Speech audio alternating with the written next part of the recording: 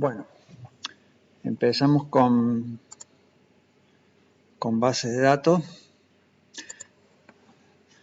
El otro día adelantamos algo. Vamos ahora a trabajar en forma más minuciosa explicando todo esto. Vamos a usar algunas bases de datos de prueba durante las clases. Hay un par que ustedes pueden descargar de la web de la cátedra. Hay otra que la pueden googlear que se llama northwind.accdb y la pueden descargar. Esta que estoy abriendo acá.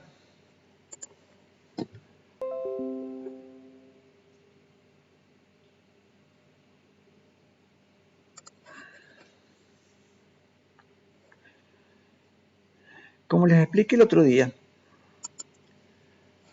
bueno, esta base de datos tiene, al igual que Minigestión, tiene un primer formulario donde, en este caso, pregunta quién es la persona que está ingresando a la base de datos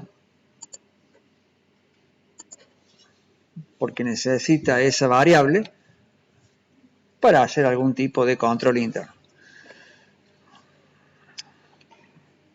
Como les dije el otro día, las bases de datos tienen varios objetos.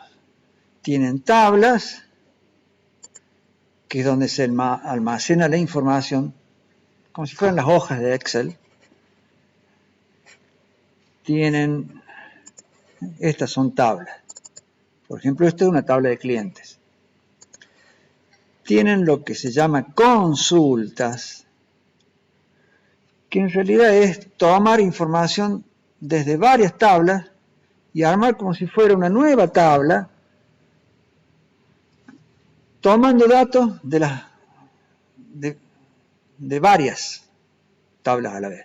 Pero no es una tabla, es una vista de varias tablas a la vez. Por ejemplo, a lo mejor esta consulta inventario, habría que ver cómo está hecha, pero a lo mejor está tomando información de dos tablas. No es que se duplica la información, simplemente es una forma de ver. Pero se ve como si fuera así en dos dimensiones, como si fuera una tabla, pero no es una tabla, es una vista de dos o más tablas. Están los formularios, como ese que vimos recién.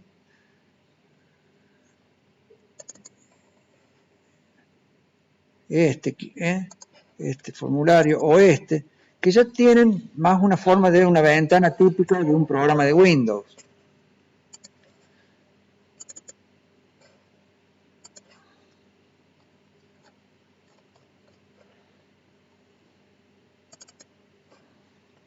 Este tipo de estructuras que ya son ventanas convencionales que muchas veces están ligadas con tablas, es decir, que tienen atrás o están relacionadas con tablas, de forma tal que uno modifica algo acá y se modifica la tabla que está adherida a los formularios.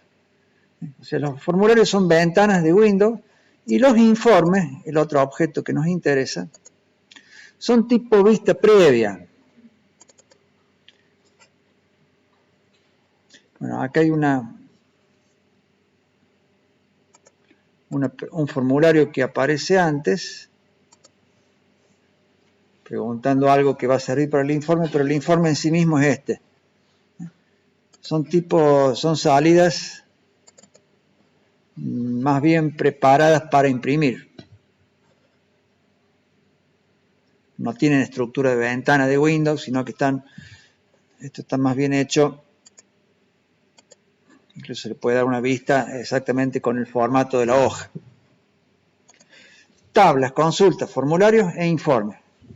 Los 4 objetos básicos del Access. El Access, como también les dije el otro día, es uno de los tantos gestores de base de datos. No es un dominador amplio del mercado como son el Word y el Excel. Es uno más de los varios que hay en el mercado. Lo que sí tiene que es bastante didáctico para aprenderlo. Si es el más bueno o no es el más bueno, eso se discute. Pero nosotros, como es medio parecido en muchas cosas al Excel, lo vamos a usar al Access. Aparte, la mayoría de las computadoras lo tienen.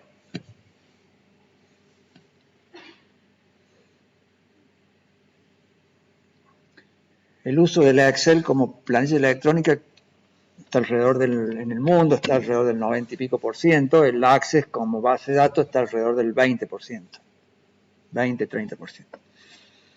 Pero no hay ninguno que sea mayoría, y son 4 o 5 que son parejos. Bien. Yo voy a tratar de hablar más que todo de base de datos, no de Access. Access es la herramienta con la cual nosotros vamos a practicar y vamos a aprender, pero lo que se aprende para Access, llegado el caso, sirve para otro. Tienen sus parecidos. Vamos a empezar hablando de las tablas. Vamos a buscar acá otra vez tablas. Acá hay unas cuantas tablas. Las tablas son estructuras tipo hoja de datos, ¿no? Voy a poner esta que es productos. Recién vimos clientes.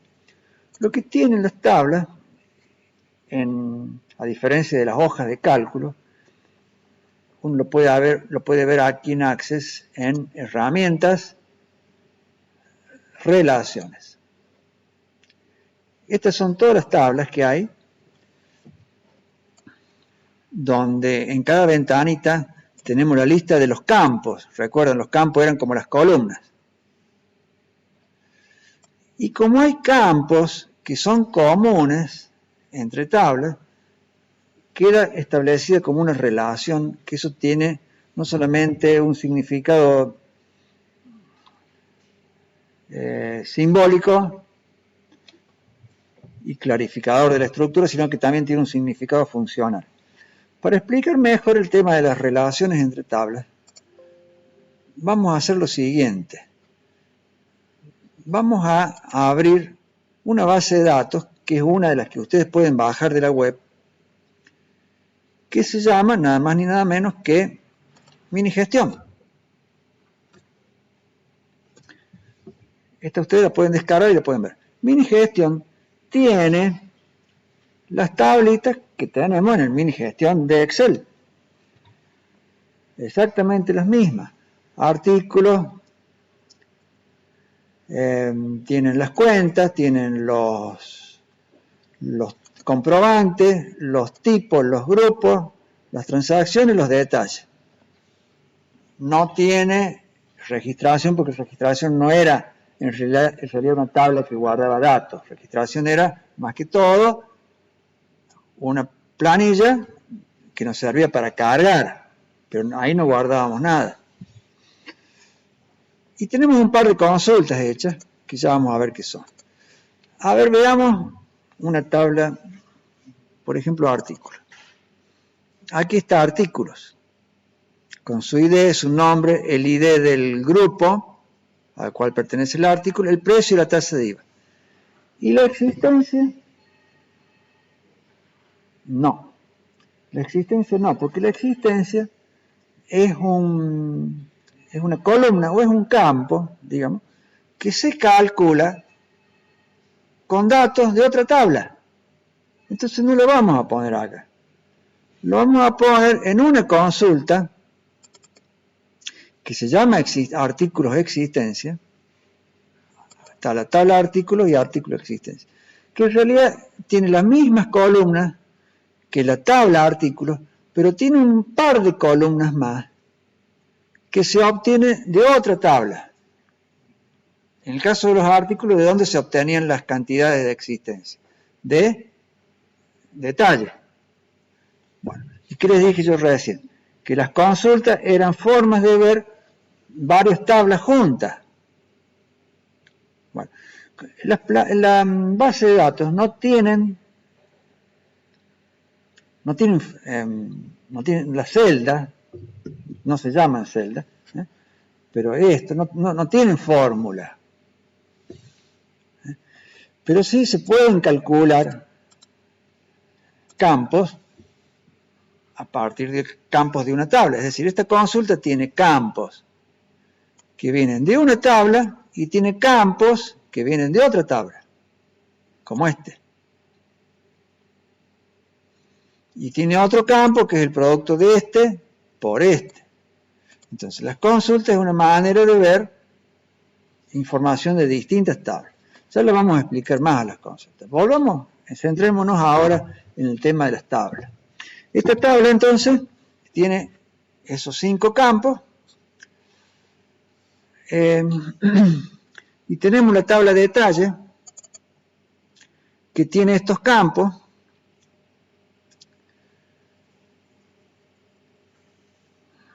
Acá ha aparecido un campo que no estaba. Y no estaba en la planilla de cálculo. ¿Cuál está? ¿Cuál no estaba de estos?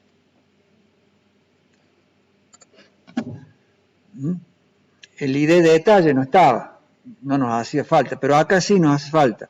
Acá, en base de datos, siempre hace falta que haya un ID. En la planilla electrónica no le pusimos el ID de detalle porque no nos hacía falta para ninguna cosa. Pero acá, en base de datos, todo tiene que tener un ID. Entonces, justamente a este detalle, que era la única que en Excel no tenía ID, bueno, acá sí le agregamos un ID. Un ID de detalle. Y los demás campos son los mismos. Ahora bien, vayamos a la ventana aquí de relaciones. Y vamos a ver que detalles y artículos están relacionados. Acá marca que hay una relación entre el ID del artículo y el ID del artículo que está acá. Este campo con este campo son lo mismo.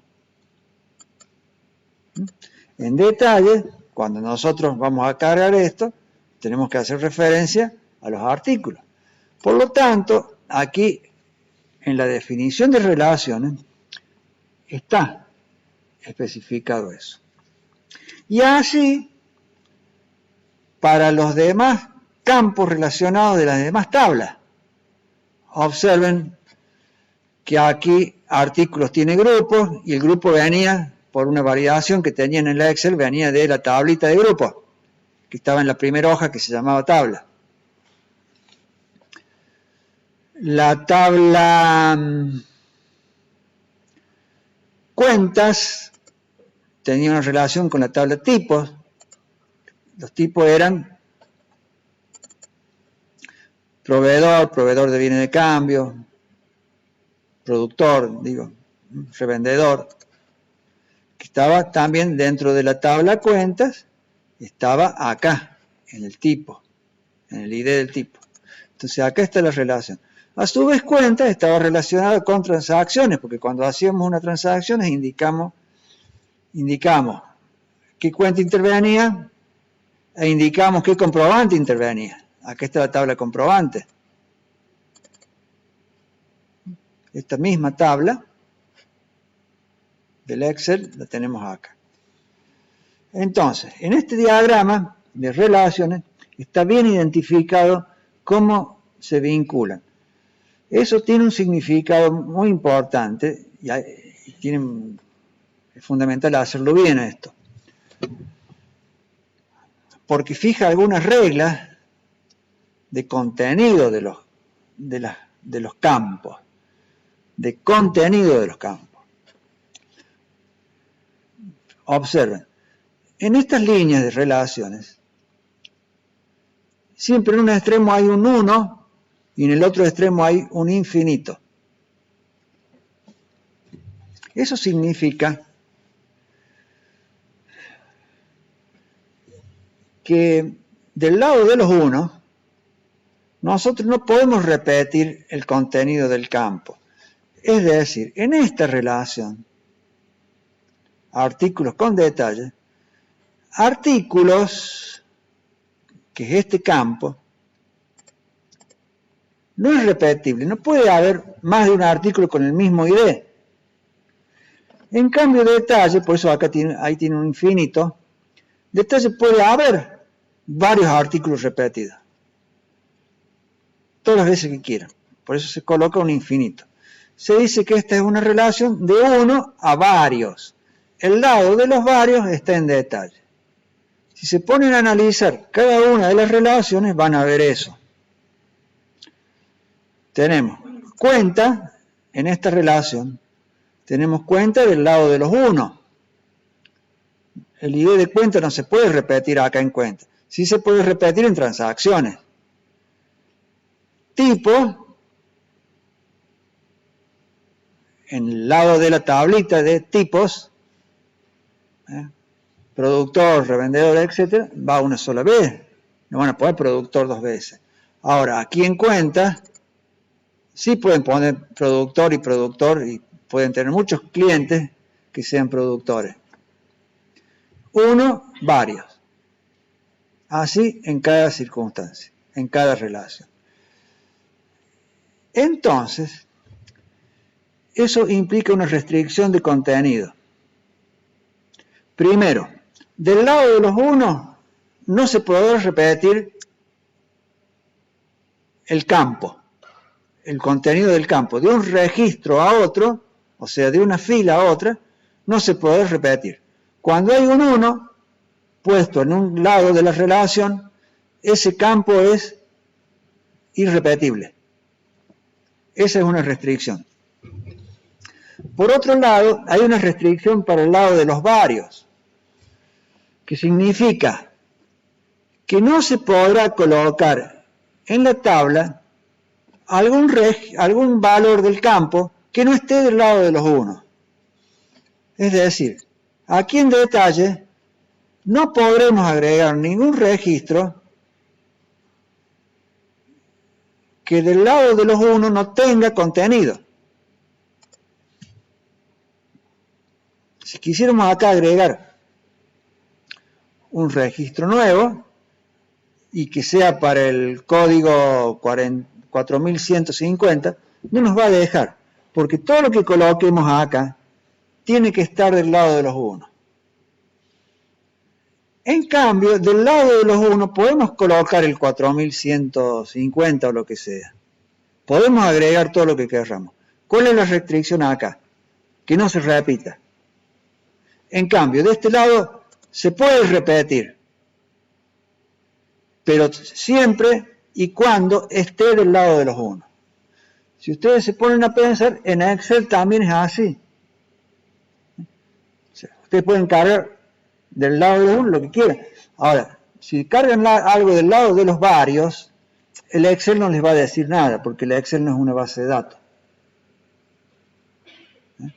Entonces, si en el Excel nosotros vamos y en la tabla de detalle cargamos un artículo que no está en la tabla artículo, o en la tabla transacciones modificamos el ID del cliente, le ponemos un cliente que no está, no nos va a decir nada el Excel.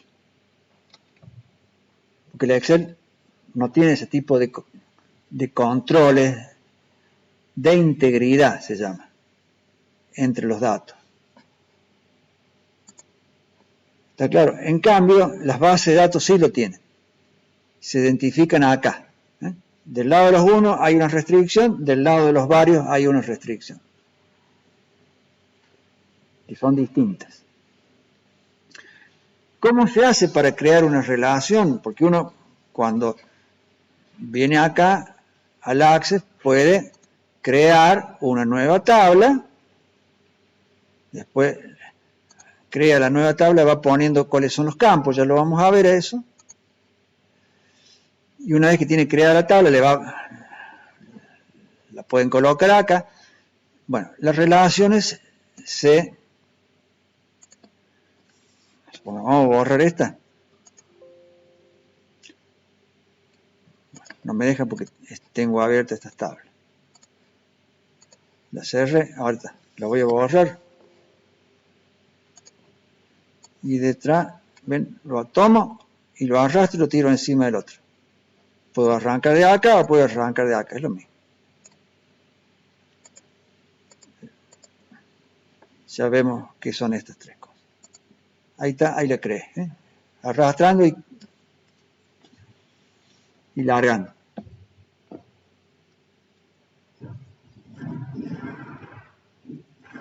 Voy a apagar el micrófono porque si no la grabación no sale bien.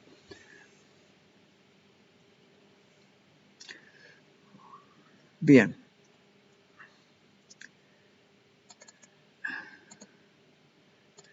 Cuando crean la relación, les aparece fundamentalmente acá 3 propiedades. Una que se llama exigir integridad referencial, que esa hay que ponerla siempre, porque si no, no tiene mucho sentido. Esta. Exigir integridad referencial. Es para que se cumpla ese tipo de restricción. Para el lado de los unos y de los varios.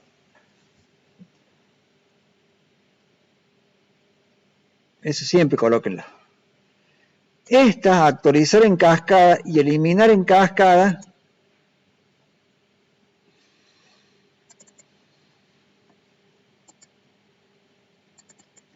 esto hay que darle doble clic exactamente donde está la rayita. Si le dan doble clic en otro lado. Acá en esta relación tenemos actualizar en cascada y no tenemos eliminar en cascada. Bueno, ¿qué quiere decir actualizar en cascada?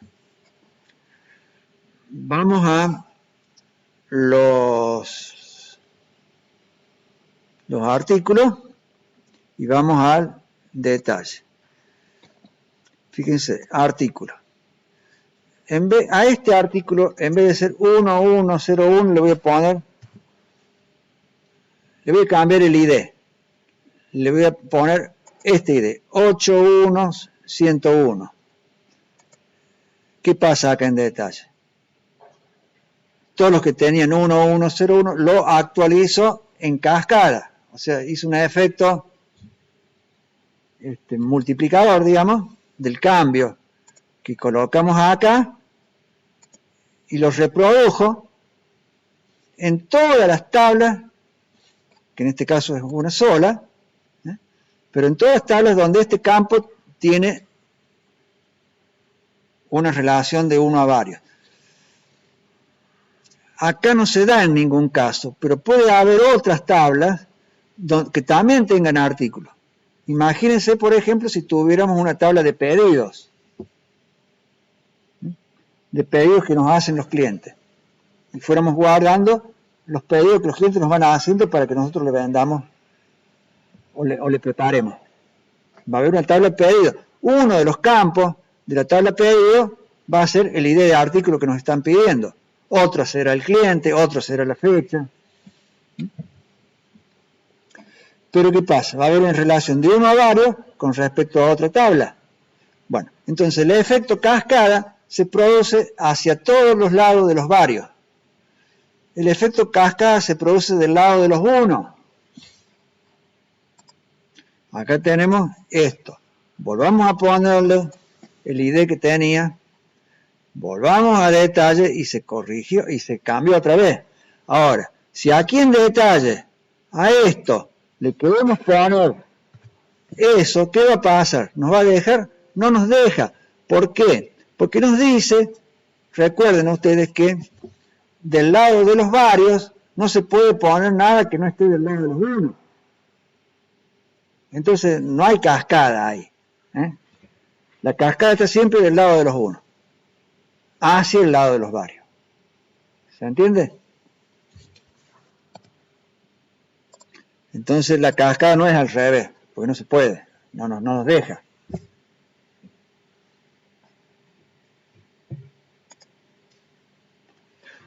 Entonces, esta relación tiene actualización en cascada.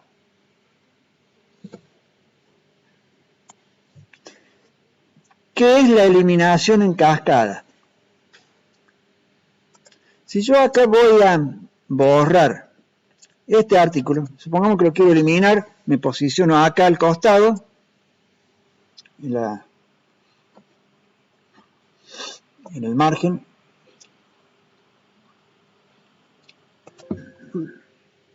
no lo deja eliminar.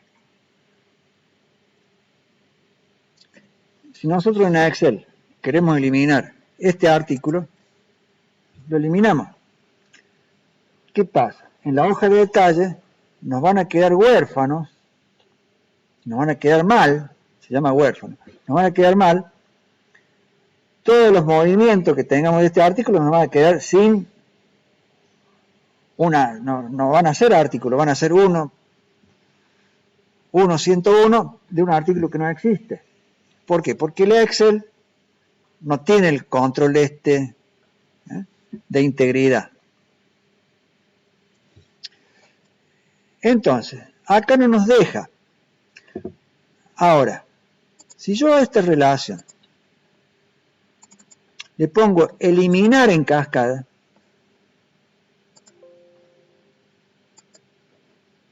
primero, antes de cambiar la relación, tengo que, como la estoy abriendo estas tablas, las tengo que cerrar. Bueno, ahora sí, hago cambios en la relación. Ahora elimino en cascada. Si yo llego a venir acá en artículos y elimino este, ¿qué va a pasar? Si yo eliminara solamente aquí, en la tabla de artículos, se me produciría un problema, porque en la tabla de detalle me van a quedar registros huérfanos.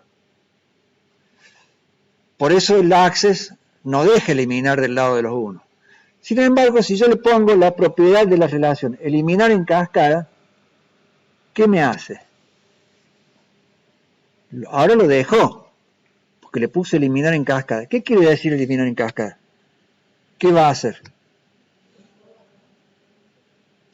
Que todos los registros que están en la tabla de detalles los elimino también.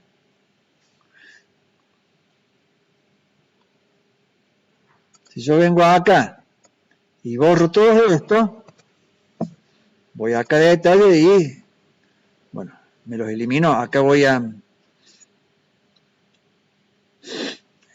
pongo acá actualizar para que no me muestre eso de eliminado, acá. Pero me lo saco a todo. O sea, cuidado con poner eliminación en cascada porque puede tener ese efecto. Es mejor no poner la eliminación en cascada, salvo algunas excepciones. Yo acá no la había puesto. Ahora la puse para probar.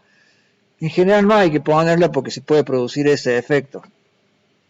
De todas maneras, hay una relación donde la puse, es en esta.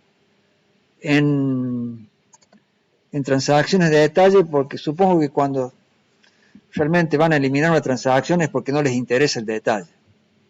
Borran transacción con detalle. Ahora, cuando van a eliminar un artículo y el artículo tiene movimiento, no, que no lo deje. A propósito que no lo deje. Si tiene movimiento, en cambio si uno borra una transacción es porque cometió un error, la quiere anular o algo así. Pero el artículo, si tiene un historial, o lo mismo las cuentas, no le puse eliminar en cascada. Porque si las cuentas tienen transacciones hechas, que no nos deje borrar. Entonces, en general, sí marquen actualización en cascada, por supuesto, sí marquen integridad referencial, pero no marquen eliminar en cascada. Esto que eliminé acá no lo puedo recuperar. De todas maneras, yo estoy trabajando con una copia, así que voy a recuperarla partiendo del original. Este lo voy a eliminar y me voy a hacer una copia para trabajar aquí en clase.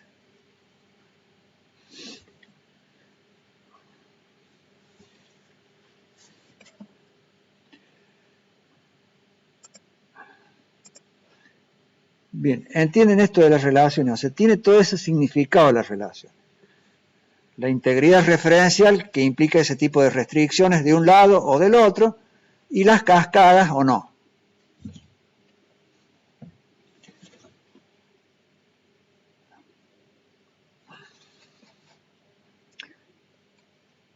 Dejemos por un momento las relaciones.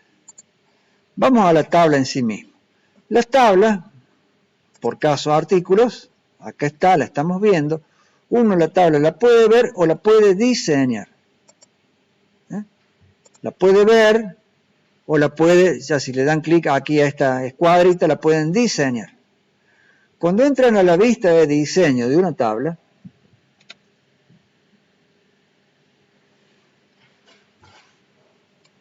les aparece, en cada fila, les aparece uno de los campos. En este caso, los 5 campos que tenemos en la tabla artículos. Los 5 campos estos, vamos al modo de diseño, los tenemos acá. Acá está el nombre que le colocan al campo. O sea, esto que aparece acá no es como en el Excel una fila. Esto, de acá arriba. No, esto es un encabezado. No es una fila, no es un registro. Es el nombre del campo. Entonces, se colocan los nombres de los campos, traten de no ser muy largos con los nombres de los campos, como tampoco uno tiene que ser muy largo con los nombres de las columnas. Saben ustedes que en Excel, bueno, hay veces que mucha gente comete esos errores.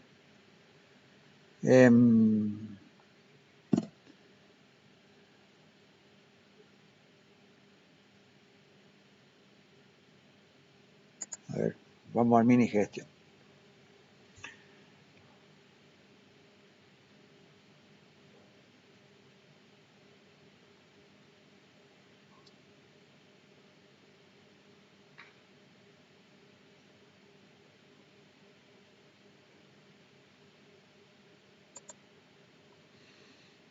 Sean con los nombres de las columnas, sean medio, no exageren con los nombres de las columnas, que sean cortos. En Excel hay un bien escaso que es el ancho. Hay veces que ponerle nombre exageradamente largo a las columnas se hacen anchas. Por ende, las planillas se hacen anchas. Lo que hay que tratar es que las planillas tengan una estructura que se vea. No importa la cantidad de filas que tenga una planilla, porque uno, de última, las ve, pero uno puede cómodamente ir cambiando o con la ruedita del mouse va viendo. Lo que es muy incómodo en Excel, y en general en todo, es desplazarse horizontalmente. Que les quede algo ancho, que uno tenga que andar viendo columnas que no están. Eso es incómodo, el andar teniendo que mover esto. Entonces, en Excel, nombre columna mínimo. Si acá esta columna, que por ejemplo es una columna finita, no le pongan de nombre condición IVA. Pónganlo lo más corto posible. CIVA o CI.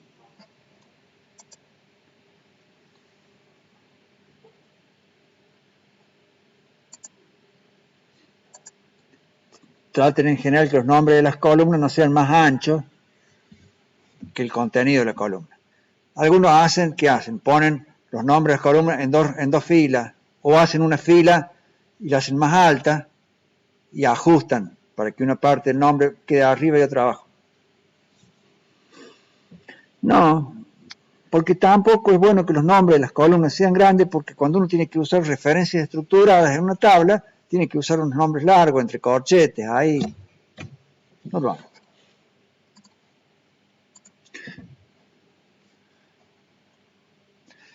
Tienen en base de datos el tipo de datos que puede contener cada una de las columnas. Acá las bases de datos son muy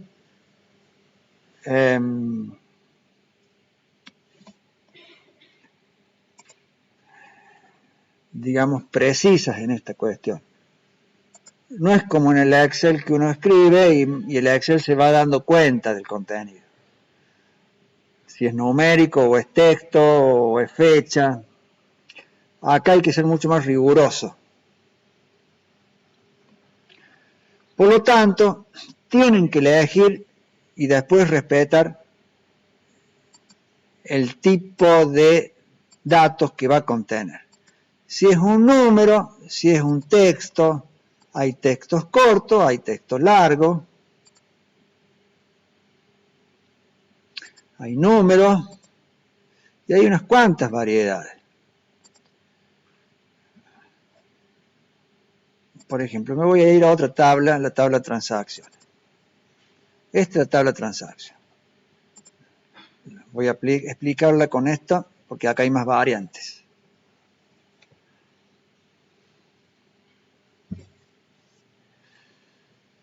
Una posibilidad es número. Otra posibilidad es texto, un texto corto, que en general no pase los 255 caracteres. El texto. Es un texto corto. Ya cuando son textos más extensos, ponen como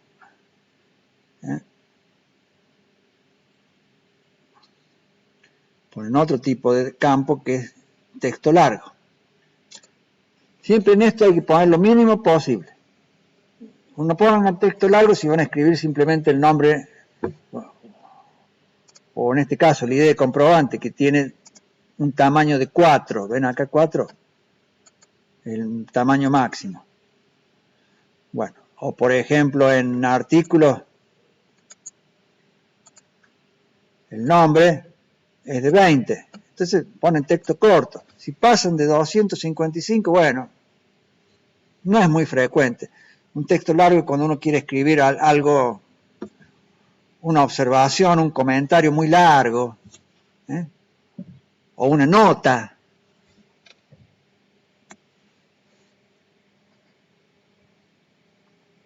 Pero si no, en general se usa el texto corto y acá se pone el tamaño. Campos tipo fecha-hora, campo número, texto corto. Bueno, y acá hay un campo que se llama calculado, que ya lo vemos. Lo más común son número, fecha o fecha-hora y texto corto. La mayoría de las situaciones se resuelve con eso. Hay otro que se puede llegar a usar en algunas circunstancias que es tipo sí, no. Aquí en mini gestión no tenemos un ejemplo. Pues ya lo vamos a ver en otra base de datos. Sí, no. Que en vez de aparecer algo así con un contenido convencional, aparece una casillita de verificación que uno puede marcar sí o no. Simplemente. No aparecen ni letras ni números, aparece un cuadrito que uno puede tildar. Esos son los campos tipo sí, no, que suelen usarse.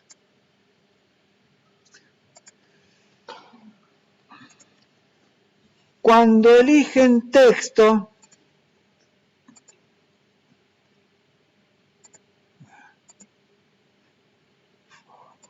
texto largo no, pero cuando eligen texto corto, les pregunta el tamaño, que es la cantidad máxima de caracteres que pueden colocar en ese campo. Le ponen el tamaño necesario, no le pongan de más.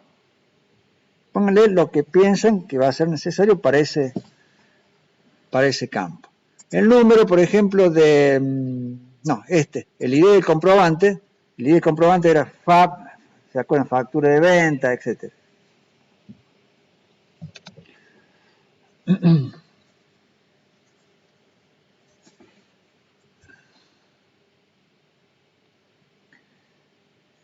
Bueno, como máximo 4. Tamaño del campo. En cambio, en número, el tamaño del campo, que es una propiedad que lo colocan acá en este cuadrito de abajo, el número no pregunta, no es como un texto que pregunta la cantidad de caracteres que van a incluir, sino que tiene unas posibilidades más restringidas de tamaño. que son estas que están acá. Hay una que se llama, que es la que usamos aquí en el IDETRA, que también la usamos para el número de comprobante, que es tal vez una de las que más se usa, que es el entero largo. ¿Qué quiere decir? El entero que no puede tener decimales, más vale. El IDETRA, todos los ID no pueden tener decimales. El ID cuenta,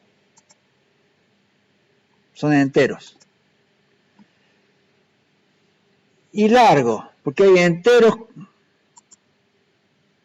perdón, aquí abajo, acá en tamaño. Hay enteros y hay enteros largos. El entero largo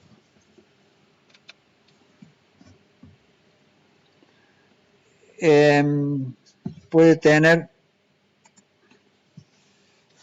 el número puede tener un tamaño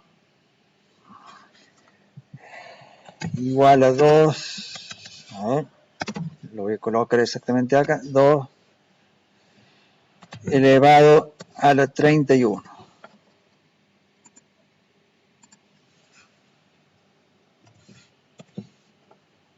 Hasta este número positivo y desde este número negativo, o sea, entre estos extremos. O sea, son 2.147 millones. Son números altos. Digamos 2.000 millones. Entero largo. En cambio, el entero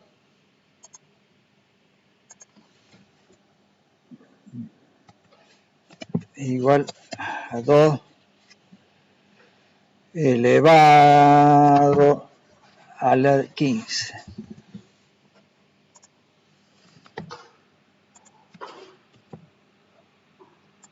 Entre menos 32.768 y 32.768.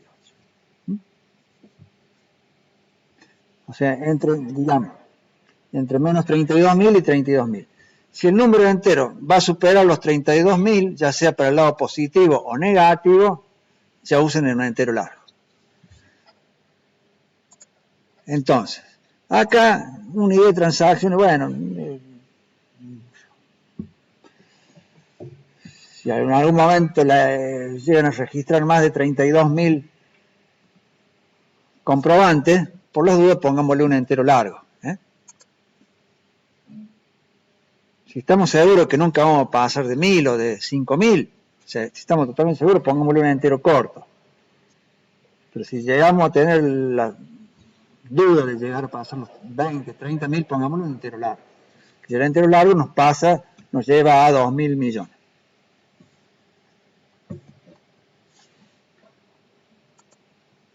Punto de venta, le hemos puesto un entero. Punto de venta, ¿por qué un entero?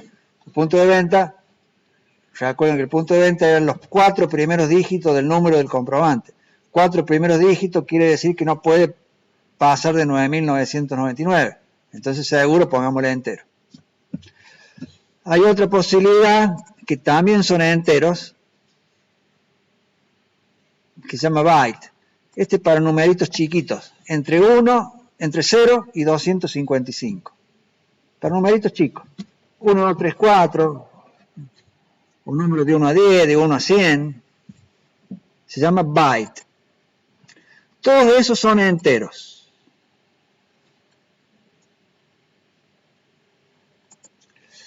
Ahora aquí, en grabado, ya no le pusimos en ninguna de las 3 variantes de entero. Pusimos una variante que se llama doble. El doble y el simple son estos dos. Son para números con decimales.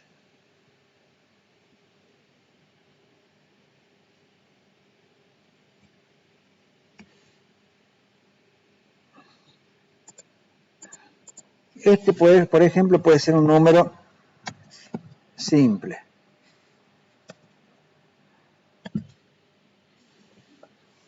Ahora, este, por ejemplo,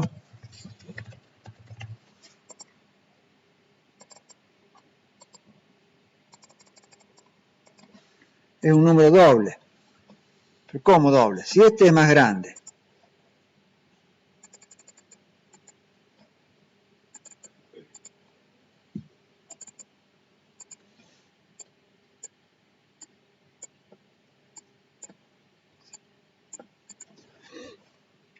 Ya que estamos acá, vamos a poner el val, va entre 0 y 2,55.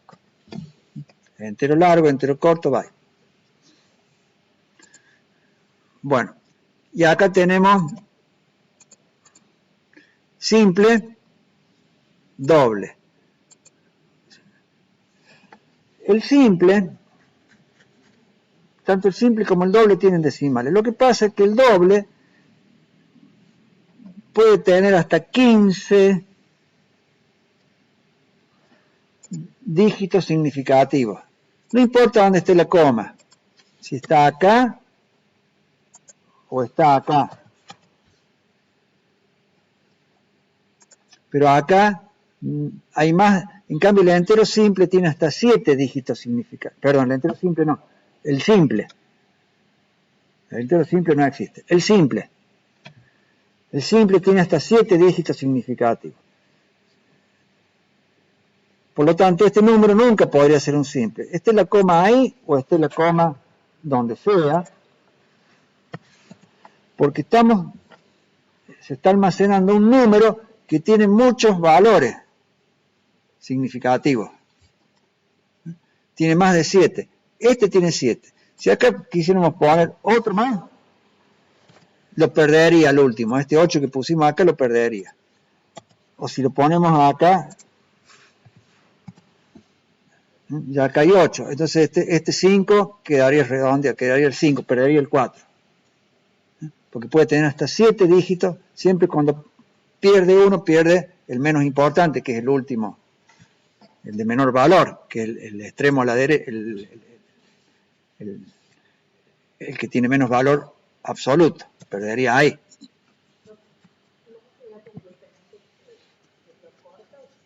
Lo redondea partiendo de, si nosotros escribimos acá, así, bueno, va a redondear la última parte hasta que queden 7. En cambio, con el doble, es muy raro escribir un número de más de 15, sea por la parte decimal o por la parte entera. Le aclaro una cosa. Si acá en este lo hubieran escrito así, y lo hubieran puesto como simple, ¿qué hubiera hecho? No solamente que hubiera perdido este 8 acá, sino que 3, a todos estos, 1, 2, 3, a este también,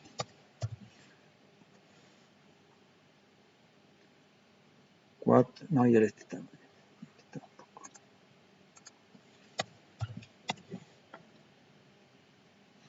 Le hubiera dejado 7 significativos y los otros los hubiera perdido. Porque lo que guarda el access es los números significativos, es decir, distintos de 0, y la posición de la coma. Puede que la posición de la coma esté entre los números o esté afuera de los números.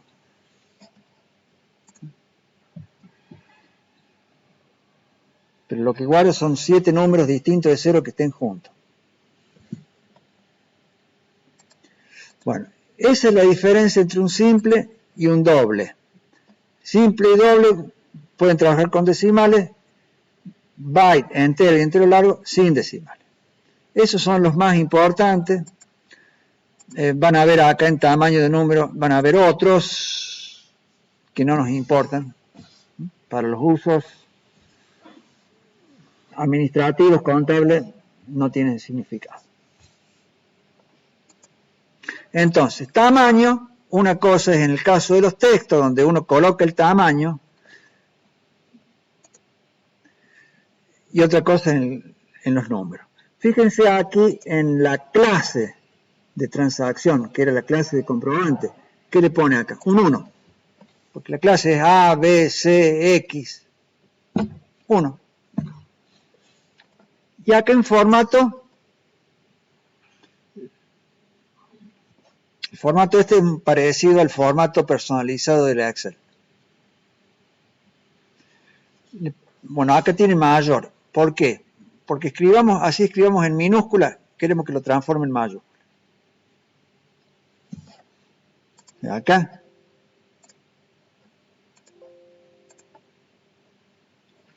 Le ponemos ese formato acá para que si le escribimos algo en minúscula, lo muestre en mayúscula. Si acá yo en vez de A le pongo B, pero le pongo minúscula, me lo muestra en mayúscula.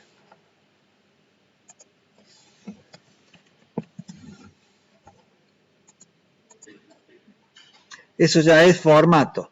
El formato, no vamos a ahondar mucho, pero bueno, en los textos hay determinados formatos que reitero, todo esto tiene mucho que ver con el formato personalizado de celda del Excel. No lo voy a explicar mucho. Cuando se trata de números, uno puede poner un formato, al igual que como uno pone formatos personalizados en los números de Excel, también aquí le puede poner, cuando se trata de números. Por ejemplo, fíjense en este caso, el número de comprobante le ponemos un formato que es 8 ceros. ¿Para qué?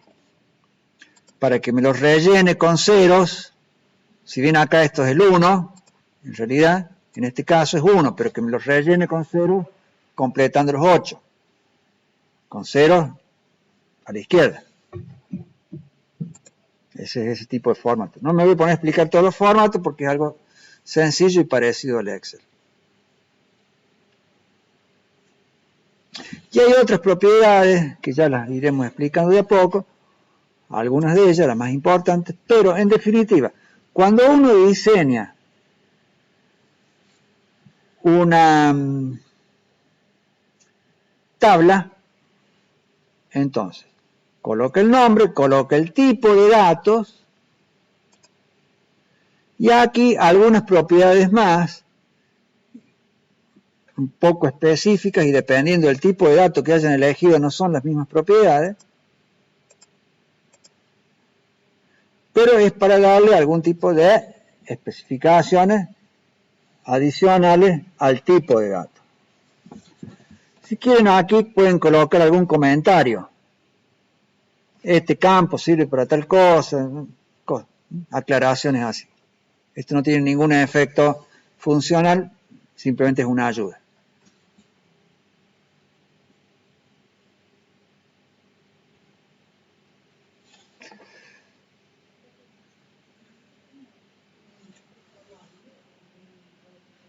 No te escucho bien.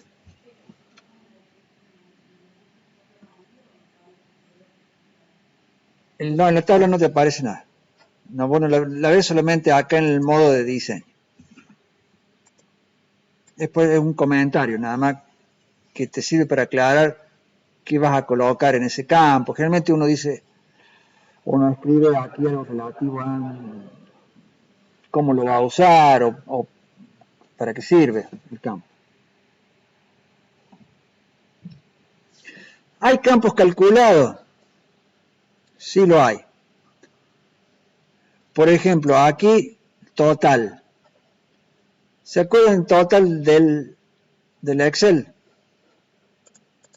De la hoja transacciones del Excel, que era el total.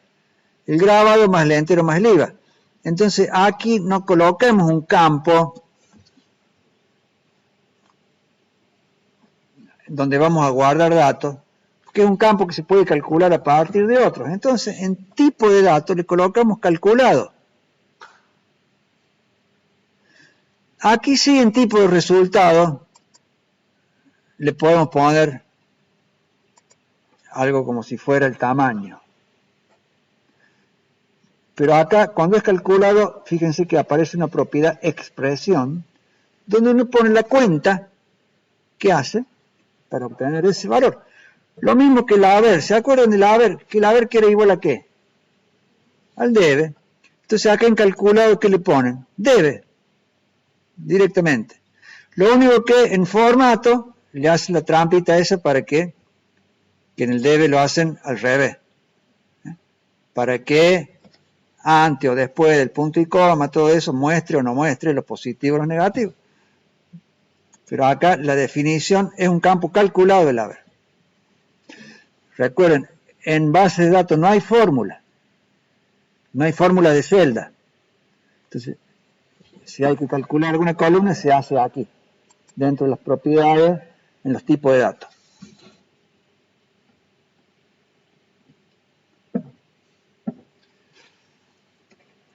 Uno siempre tiene la impresión, cuando conoce bastante de Excel, que con Excel pueden hacer muchas cosas, y lo cual es cierto. Con Excel se pueden hacer muchísimas cosas, ustedes lo están haciendo, muchísimas cosas, muchas más de las que la gente cree. Entonces, cuando uno empieza a ver una base de datos, dice, lo hago con Excel.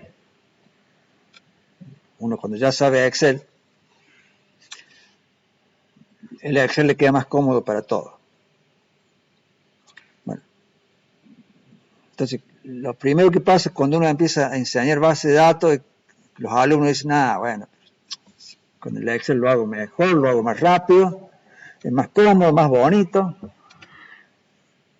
Hasta cierto punto es así, pero ya vamos a ver algunas partes, algunas cosas que tienen los administradores de base de datos que con el Excel no se puede.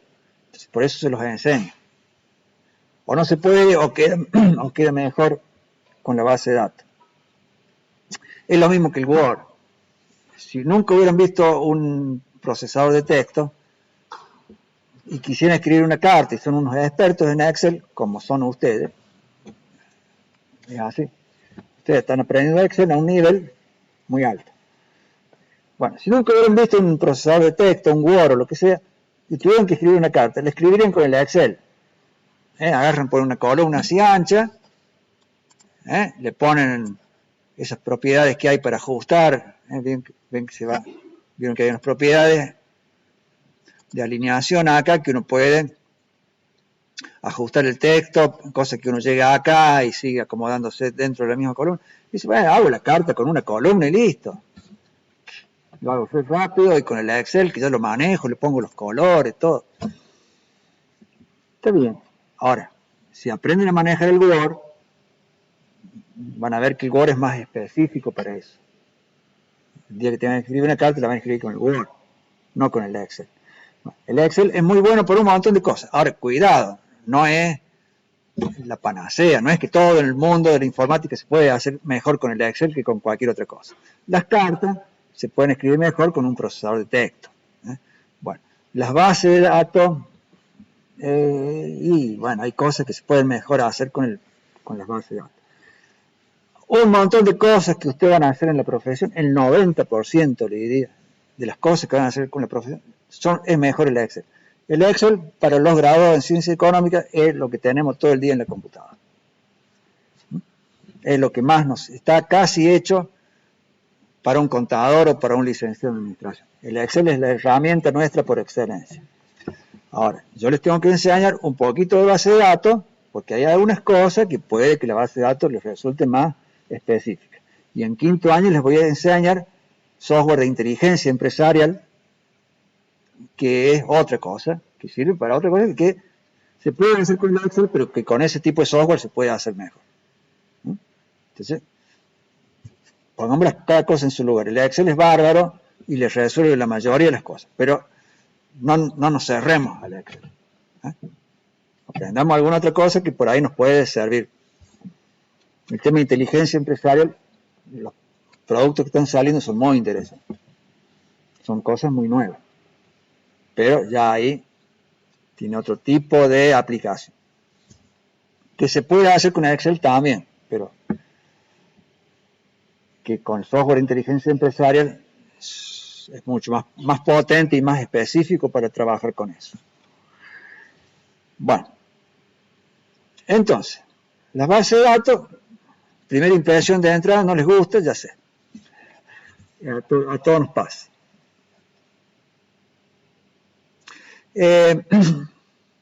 Pero como ya están viendo, hay algunas cosas que se pueden hacer que con el Excel no. Todo esto de la integridad referencial y todo eso. Las cascadas. Bueno. Ya vamos a volver sobre el diseño de tabla y algunas cosas que son más puntuales respecto de toda esta parte de acá.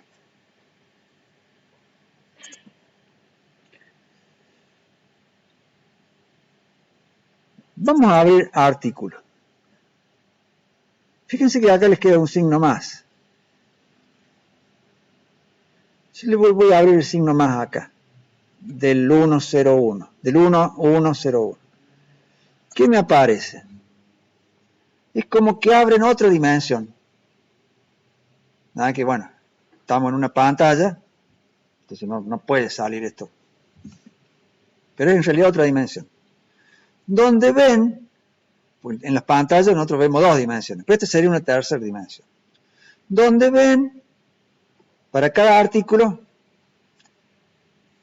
en esa tercera dimensión, los movimientos que tuvo.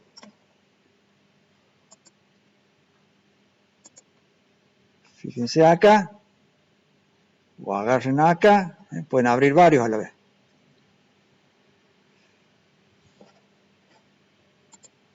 Vamos a comprobante. Para cada comprobante, a ver, factura de venta. Aquí les aparecen todas las transacciones. Por eso tiene que ver con esto las relaciones. Comprobante. Acá recién estábamos con artículos. Artículos siempre se van para el lado de los varios cuando abren el signo más. Entonces acá el comprobante nos muestra las transacciones que tiene cada comprobante. Todas estas son facturas de venta. Y si le damos clic acá, incluso podemos abrir otra dimensión más. Veamos esta factura. ¿Qué nos muestra? El detalle. ¿Por qué? Porque vinimos de comprobantes, transacciones, detalle. Entonces estamos abriendo en 4 dimensiones esto. Acá detalle ya no podemos abrir más. ¿Con qué lo hicimos recién? Con artículos detalle. Ahora, si vamos en grupo tenemos fungicida, bueno, hay uno solo. Herbicida, acá hay 2. Y de estos 2, ahora sí vamos a ver los detalles. ¿Por qué? Porque partimos de acá. Grupo, artículo, detalle. Si vamos por los tipos, miren, los tipos vamos a ver 5 dimensiones.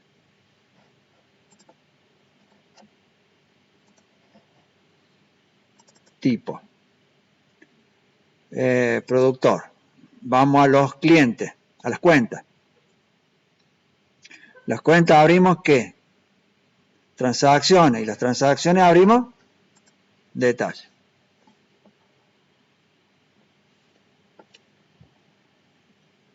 Tres, 4, 5, 6 dimensiones. Y así podemos abrir, a ver, en vez de productor, esto nos queda acá abierto. Bueno, nos vamos más abajo, podemos abrir revendedor, de acá podemos abrir, podemos abrir otro, incluso acá de este otro cliente podemos abrir otra parte. Lo que pasa es que la pantalla no entra todo, entonces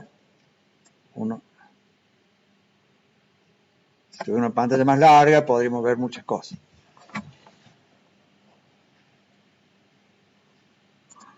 Eso con el Excel no se puede. Vamos a otra cosa que no se puede con el Excel. Las consultas. Las consultas, ¿qué es?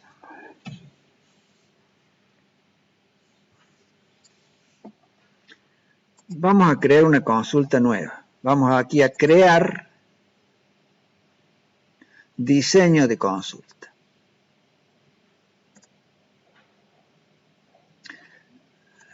Lo primero que nos pregunta cuando vamos a diseñar una consulta es qué tabla vamos a incluir. Porque como les dije hace un rato, una consulta es ver en principio varias tablas a la vez. Supongamos que queremos hacer una planilla de IVA.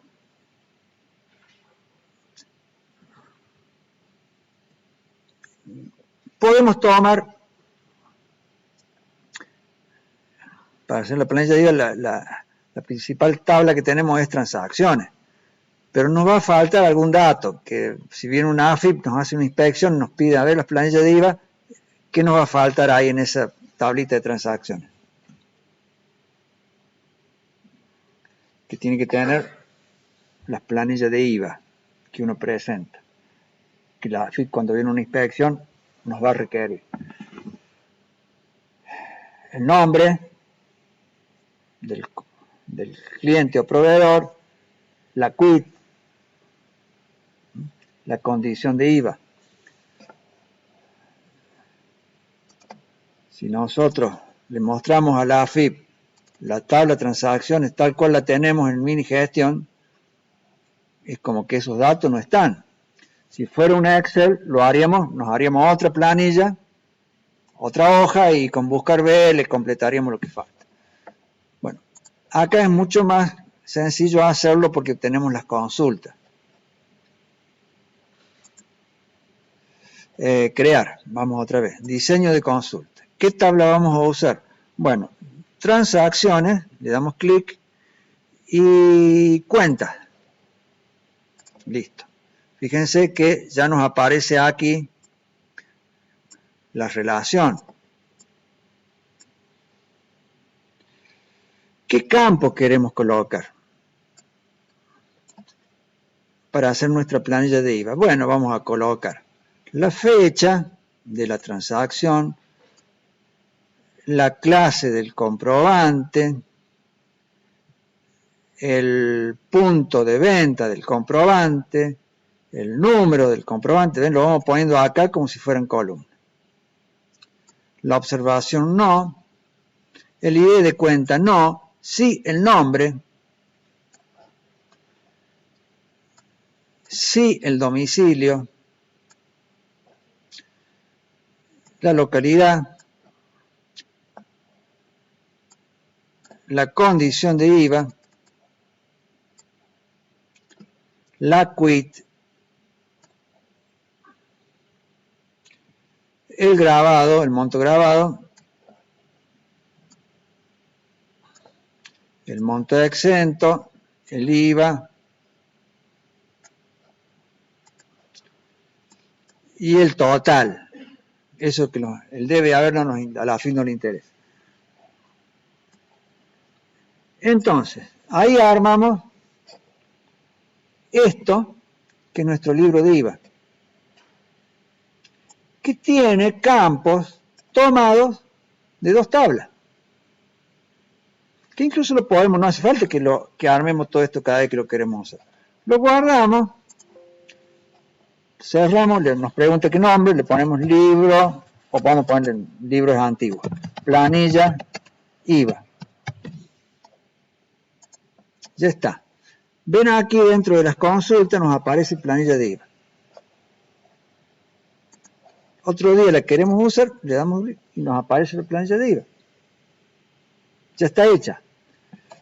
¿Qué quiere decir? Que acá, en esta consulta, nos está guardando todos los datos de las transacciones y de las cuentas. No, esto es muy cortito. Es simplemente una definición de dónde tiene que tomar. Yo le puedo dar acá clic y me lo muestra. Le puedo poner diseño y nos permite cambiarle el diseño. Acá están las tablas y acá están los campos que seleccionamos. Pero lo que se guarda de todo esto es algo que aquí se puede ver como vista SQL. A ver, lo vamos a poner ampliado.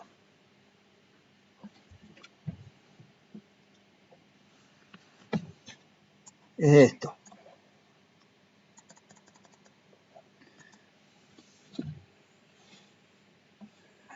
SQL, SQL se dice en inglés. No SQL como sería la traducción, sino en inglés se dice, por uso se dice C, como si fuera SQL. La S es SQL, Structured Query Language, lenguaje de consulta, query, lenguaje de consulta structured, estructurado, lenguaje de consulta estructurado.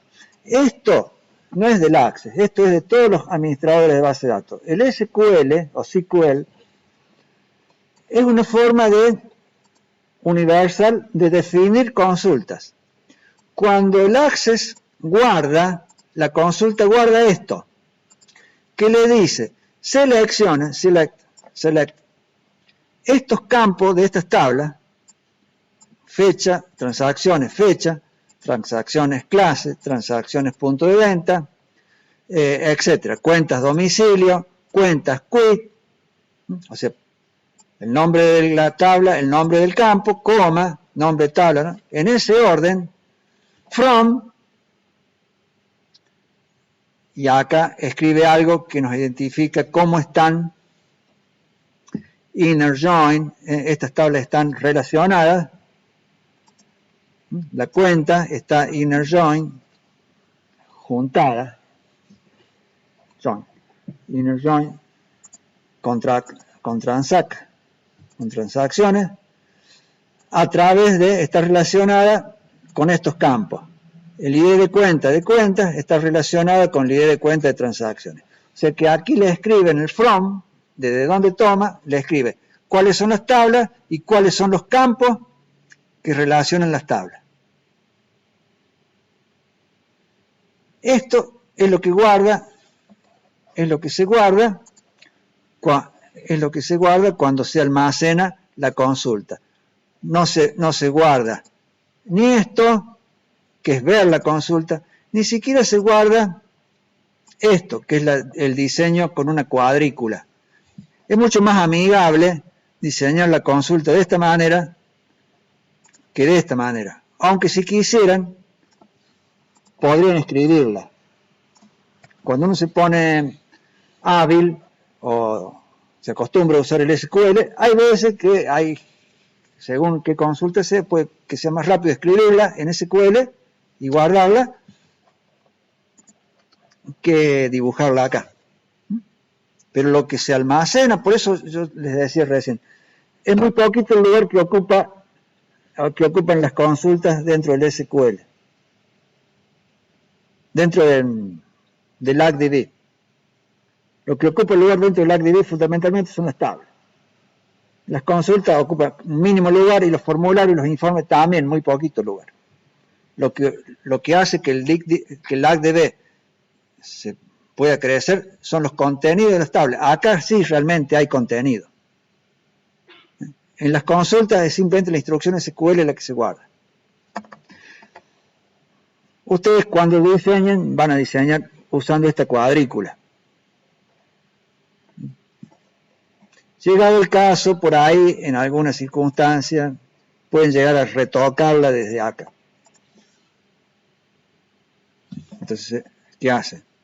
Acá ponen vista SQL y a lo mejor tocan algo acá, lo graban y listo. O sea, tanto desde acá como desde la cuadrícula se puede modificar. En cambio, la otra posibilidad es verla en vista hoja de datos, que parece que fuera una tabla. Parece que fuera una tabla.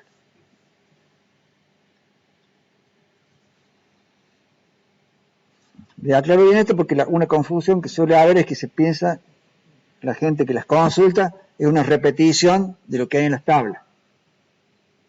No se repite. Esto, yo modifico aquí la tabla cualquiera, esta, por ejemplo, cuenta, y al cliente, a ver qué estaba viendo acá, los tilos, en vez de sociedad anónima, le llamo SRL. Y acá pasa a estar los tilos SRL. Ojo, esto no es cascada. No, esto es porque estamos viendo. Cascada es cuando de una tabla se traslada el efecto, pero hay un efecto entre tablas que hace que lo que hay en un lugar se grabe en otro, hay un movimiento de datos. En cambio acá es mirar. La consulta es mirar varias tablas a la vez.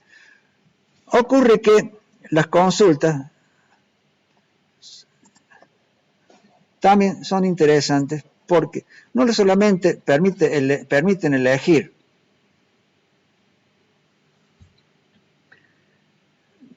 determinados campos de ciertas tablas, sino que también permiten aquí hacer unos filtros, tipo filtro avanzado. Ven en esta, como si fuera en esta grilla que hay acá, hacen algo así como el filtro avanzado del Excel.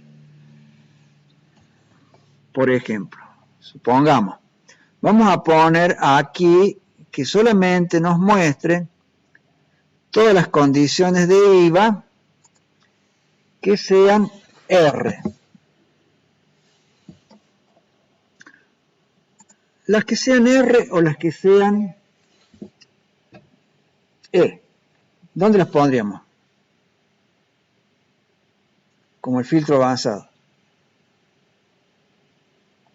¿Dónde pondríamos? R. ¿Cómo se hace en el filtro avanzado?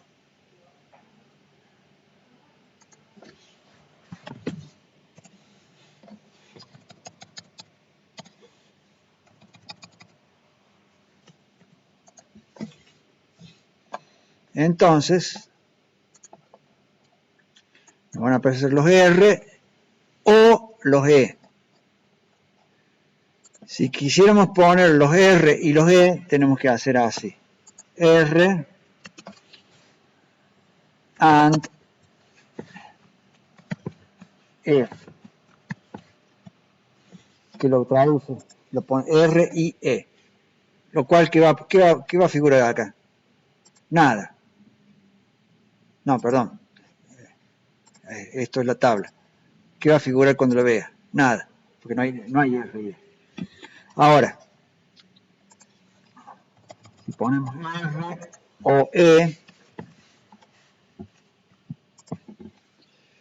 y queremos que para los E nos muestre aquellos grabados, aquellas transacciones que tengan monto grabado mayor que 2.000 pesos, los ponemos acá. Entonces nos va a mostrar los R o bien los E que sean E y mayores que 2.000. O sea que a nivel en la misma fila de esta grilla son I y en distintas filas son O, tal cual el filtro avanza. Entonces aquí los E que aparezcan, si aparece alguno, tiene que ser con grabado, aquí aparece uno con grabado más de 1.000. Aquí está. Podemos poner que en el caso de los R sea con grabado más de 10.000. Entonces, los que sean R serán más de 10.000 y los que sean E serán más de 2.000. Bueno, entonces toda esta parte que se llama criterios es para hacer filtros. También se puede usar dentro de esta grilla de diseño para ordenar. Si yo quiero que me salga ordenado por nombre, ascendente, Agronorte, eso para ordenar. Entonces, la consulta sirve para ver campos de distintas tablas, filtrados de distintas maneras, ordenados de distintas formas. puedo incluso poner varios órdenes, ascendentes o descendentes de distintas columnas.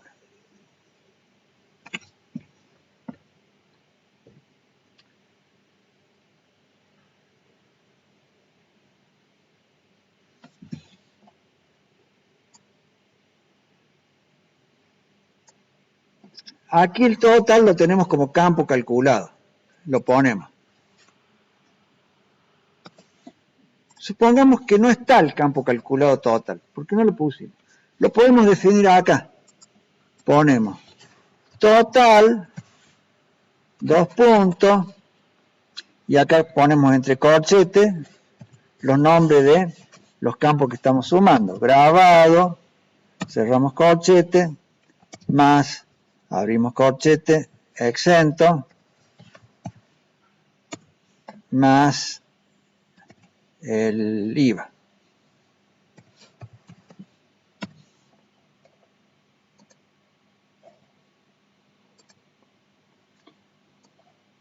Total.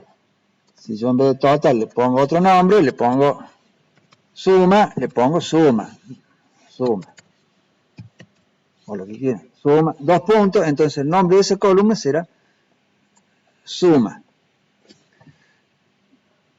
Bueno, entonces si tenemos esto en las consultas, ¿por qué ponemos el campo calculado? Precisamente, porque si vamos a hacer muchas consultas sobre esa tabla y para no tener que hacerlo en cada consulta esto, cuando son operaciones repetitivas, en vez de ponerlo a nivel de consulta, se ponen las tablas. Entonces ya directamente tomamos el campo y lo ponemos en la consulta, no tenemos que hacer la cuenta cada vez. Entonces, lo que se hacen, los campos calculados de las consultas son para esa consulta en particular, son esporádicos, digamos. En cambio, los campos calculados que se van a repetir y se van a usar muchas veces, uno lo pone en las tablas. En las tablas, los campos calculados ¿ocupan lugar? No ocupan ningún lugar, porque son cálculos.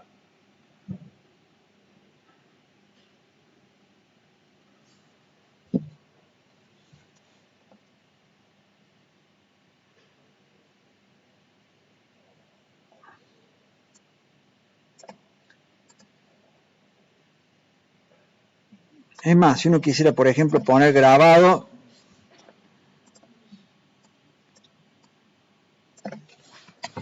IVA, le pongo, bueno, entonces, eso sí, no lo tenemos.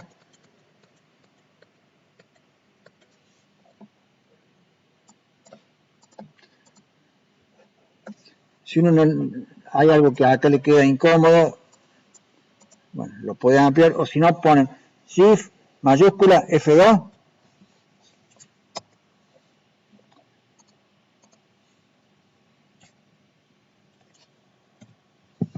y aparece como un cuadrito así ampliado donde uno tiene más lugar para escribir. Bueno, ahí hicimos un campo calculado que no lo tenemos en la tabla, grabado más IVA.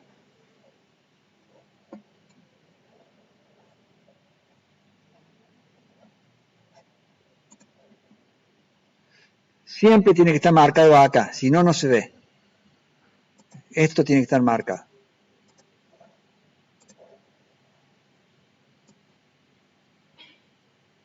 IVA. Bueno, porque es grabado más IVA. Eso sí, lo tenemos que hacer calcular acá porque en la tabla no está calculado.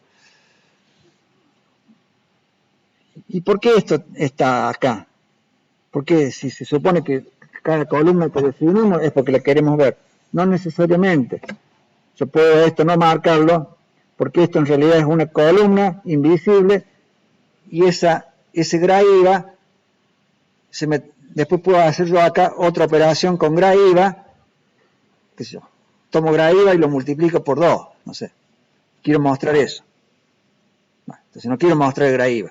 El GRA-IVA es una variable intermedia que no le quiero mostrar un resultado que se calcula con eso. Bueno, entonces puede que uno, por alguna razón, algún campo no lo quiera mostrar.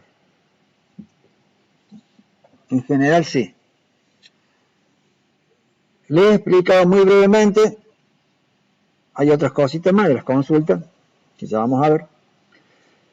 Les recomiendo que vayan bajando y vayan viendo del sitio cátedra las dos bases de datos de ejemplo. Está esta misma que yo les estoy mostrando, y hay otra base de datos que, como les comenté en algún momento,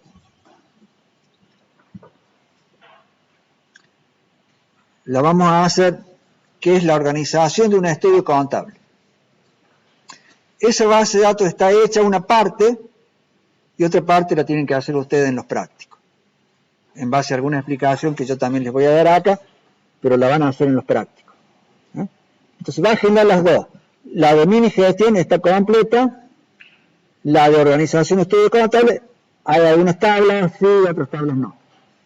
Váyanlo viendo, seguimos la próxima clase.